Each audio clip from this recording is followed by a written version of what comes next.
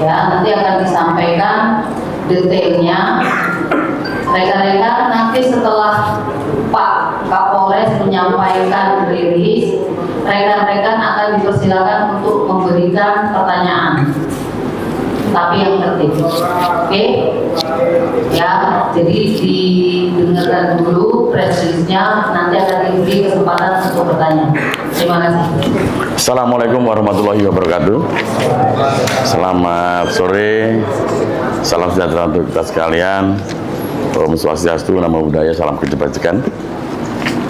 Yang terhormat Pak Kasat Narkoba, Pak Ibu Kasih-Humas, dan yang saya hormati rekan-rekan sahabat-sahabat saya dari media yang hari ini hadir untuk meliput capaian Sat Narkoba dalam rangka menindaklanjuti program Astacita.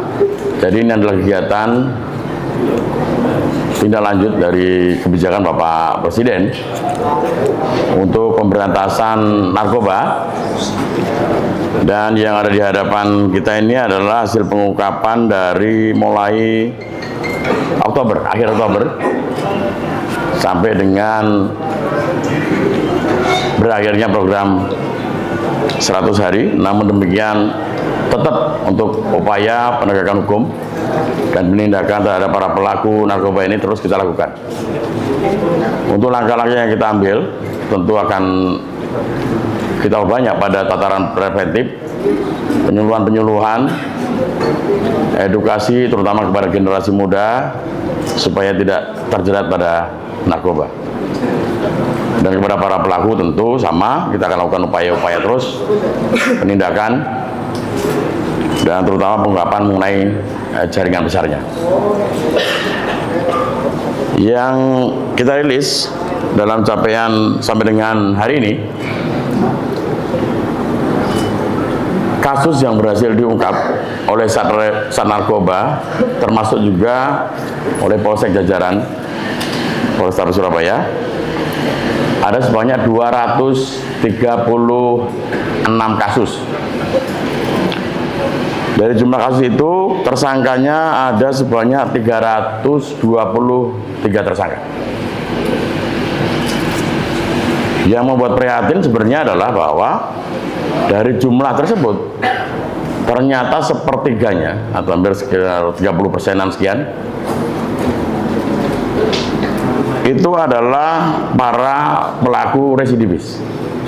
Artinya yang mengulang lagi.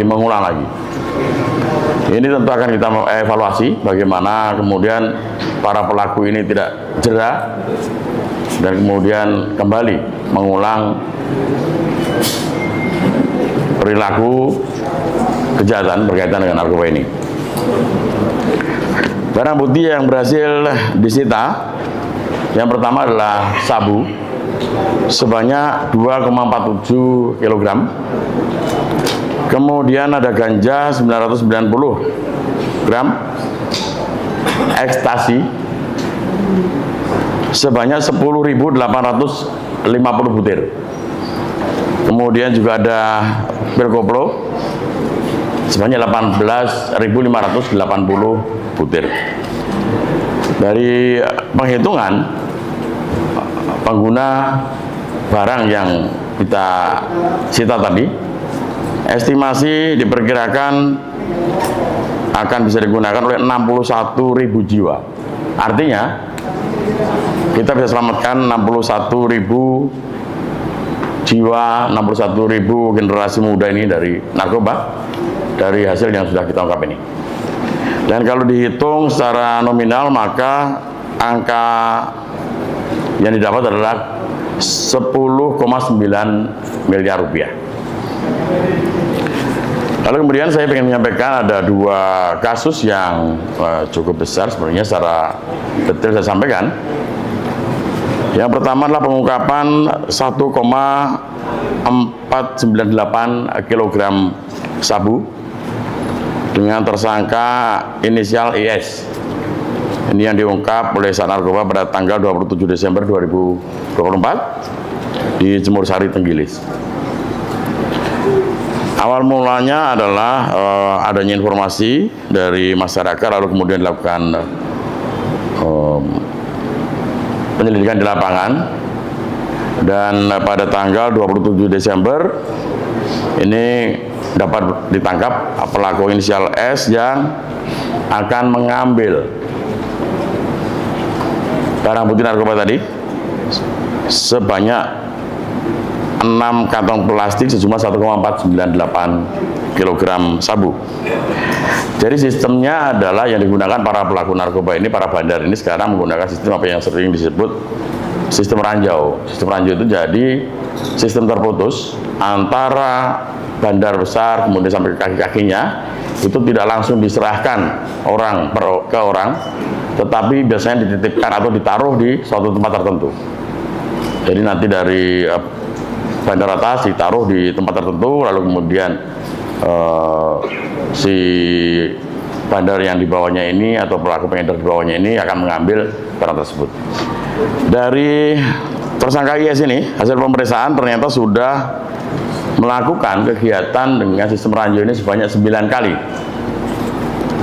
Nah, dimulai sejak Januari 2024. Ini adalah jaringan Sumatera Jawa, ini yang terus juga kita kembangkan. Saat ini tim masih terus melakukan pendalaman untuk mengungkap jaringan besarnya. Untuk pasal, kita akan kenakan pada pasal 114 ayat 2 dan 112 ayat 2 Undang-Undang Nomor 35 Tahun 2009 tentang narkotika, di mana ancaman hukumannya adalah minimal 6 tahun dan maksimal seumur hidup. Kemudian ada kasus yang kedua, yaitu berkaitan dengan pengungkapan ekstasi sebanyak 10.323 butir dengan tersangka inisial BI, umur 46 tahun. Ini berhasil diungkap oleh Sat Narkoba pada tanggal 31 Desember 2024 di Jalan Kapas Baru. Ini di kos-kosan. Jadi setelah mendapatkan informasi dari masyarakat, kemudian dilakukan upaya penggerebekan, dan benar di dalam kosan tersebut tersangka ditemukan menguasai sebanyak 10.323 butir ekstasi. Nah, sistemnya ini ekstasi ini dimasukkan di dalam kotak kayu yang kemudian nanti dibungkus dengan menggunakan karung beras untuk penyamaran. Dari pemeriksaan, yang bersangkutan sudah mengaku melakukan sistem pengedaran ekstasi ini sebanyak 2 kali, dan setiap kali kegiatan dia mendapatkan upah sebanyak 3 juta rupiah. Kalau yang di pertama tadi, setiap kali untuk yang sabu, setiap kali transaksi atau setiap kali penerimaan ranjau dia menerima 5 juta rupiah. Pasal yang dikenakan masih sama, yaitu 114 ayat 2 dan 112 ayat 2 Undang-Undang Nomor 35 Tahun 2009 tentang narkotika. Demikian barangkali rekan-rekan sebagai gambaran hasil ungkapan kita dan komitmen Polrestabes Surabaya. Terus kita akan lakukan upaya-upaya untuk pemberantasan peredaran narkoba di Surabaya. Menjawab pertanyaan dari Pak Hakim Antara. Terima kasih pertanyaannya. Untuk jaringan, untuk yang pertama tadi adalah jaringan Sumatera Jawa. Tapi untuk yang kedua, yang ekstasi itu jaringan Jawa. Jadi ini beda jaringan. Termasuk yang di antara lainnya ini beda-beda, tidak satu jaringan. Terima kasih. Maksudnya yang satu jaringan. Yang sabu itu, yang 1,5 kilo itu jaringan Sumatera Jawa. Tapi kan yang kasus kedua tadi, ekstasi itu 10.000 itu jaringan Jawa saja. Itu beda jaringan Jawa. Jadi, makasih pertanyaannya. Untuk jaringan yang terbaru ini, jadi memang dia itu mengambil ranjauan terus. Bahkan setelah dia mengambil ranjauan, dia akan meranjau lagi, dan dia tidak tahu siapa nanti akan mengambil ranjauan itu, sehingga jaringan terus. Tapi untuk saat ini kita sudah melakukan upaya-upaya dan kami sedang melakukan pengembangan terkait bandar yang memerintahkan terhadap kurir ini. Nah, itu sedang kita lakukan pengembangan. Kami mohon doanya dari rekan-rekan wartawan, semoga langkah-langkah yang kami lakukan dimudahkan dan dilancarkan oleh Allah Subhanahu wa Ta'ala.